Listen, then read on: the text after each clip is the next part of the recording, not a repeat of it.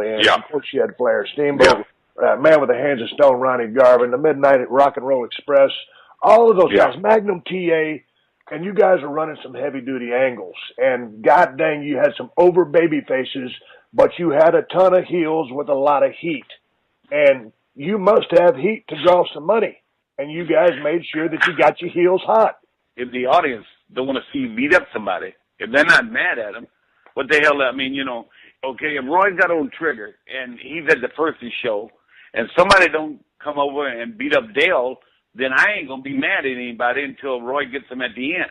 So if somebody come over and shove Dale Evans down in the dirt, well, by the end of that 30-minute show or whatever it was, Roy's going to beat somebody up. And I just wanted to clarify too, because you just mentioned something about having a guest on there.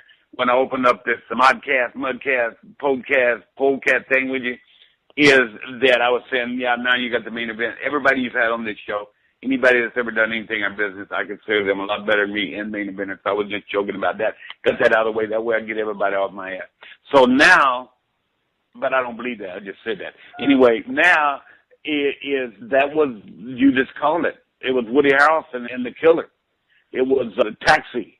So I want you to meet my little friend. Yeah. It was that was it. Let's go. That's what we were dealing with, that, man. And it became consistent with what was happening in the universe. I mean, I was lucky to be a part of that era because that was such a fun era.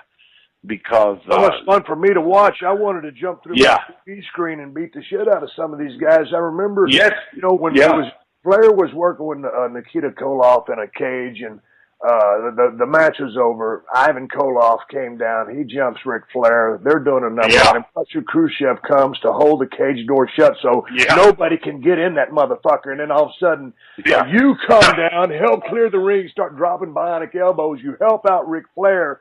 And Flair's starting to say something to you, and I'll be damned if Arn and Ole Anderson jump your ass from behind.